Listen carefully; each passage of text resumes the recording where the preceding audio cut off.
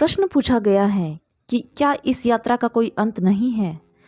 ना तो कोई प्रारंभ है इस यात्रा का और ना ही कोई अंत है। हम अनंत के हिस्से हैं, हम शाश्वत के अंश हैं, हम सदा से हैं और सदा रहेंगे। यह बात और है कि लहरें बदलती हुई दिखाई पड़ती हैं, पर समंदर वही है। रूप बदल जाते हैं, लगता है ऐसे कि एक यात्रा पूरी हुई, दूसरी यात्रा शुरू हुई, लेकिन वस्तुतः जो भी है शाश्वत है। ना कोई प्रारंभ है, ना कोई अंत है। और इससे बड़ी आनंद की बात और क्या होगी कि तुम अनंत हो, तुम अमृत हो।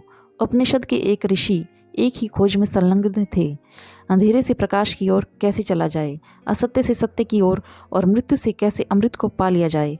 तो अंधेरे में जियोगे तो असत्य में जियोगे, असत्य में जियोगे तो मृत्यु में जियोगे। परंतु अगर अपने भीतर की ज्योति को पहचान लोगे तो साथ ही साथ तत्क्षण सत्य को भी पहचान लोगे, और सत्य को पहचान लिया तो अमृत को भी जान लोगे। पल भर की भी देरी नहीं होगी। तो अब यह तुम्हारी मर्जी है, सब तुम पर निर्भर करता है। अब तक तुम अपने जीवन को ना मालूम कितनी यात्राओं में बिताते आए हो, ना मालूम कितने रूपों में, ना मालूम कितने शरीरों में।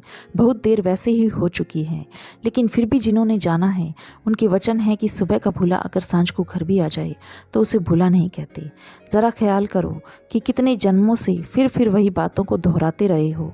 कोलू के बैल की तरह यह जीवन चक्र चलता ही रहता है। फिर से वही दौड़, वही धन की दौड़, स्त्री की दौड़, पद प्रतिष्ठा की दौड़, वासनाओं की दौड़। और वासनाओं के पीछे दौड़ते दौड़ते एक दिन जीवन समाप्त हो जाता है। अगला जन्म होते ही फिर वही चक्र चल पड़ता है। तो इस बेहोशी से कब जागोगे, इसका निर्णय तुम्हें ही करना है। फिर जियोगे, फिर मरोगे, मगर किसी न किसी दिन राह पर आना ही होगा और कोई चारा नहीं है। किसी न किसी दिन यह सोचना ही पड़ेगा, बहुत हो चुका, अब अंधेरे से रोशनी की तरफ चला जाए। अब एक शरीर से दूसरे शरीर में नहीं, बल्कि अंधेरे से रोशनी की यात्रा करनी है। अब एक रूप से दूसरे रूप नहीं, बल्कि असत्य से सत्य की तरफ चलना है। और अब एक घर को छोड़कर दूसरे घर में प्रवेश नहीं, अब मृत्यु को छोड़कर अमृत से संबंध जोड़ना है। फिर कोई अंत नहीं है, फिर यात्रा अनंत है, फिर यात्रा अनंत की है।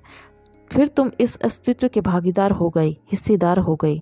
जैसे शरीर के सभी अंग शरीर का हिस्सा होते हैं, वैसे ही तुम इस अस्तित्व का हिस्सा हो गए। तुम लीन हो गए उसमें जो अविनाशी है। और जब तक यह ना हो जाए तब तक जानना कि अभी समझ की किरण फूटी नहीं है। तो इस समझ का द्वार खुलने दो, ताकि उस यात्रा का द्वार खुल सके जो अनंत है, सच्चिदानंद है।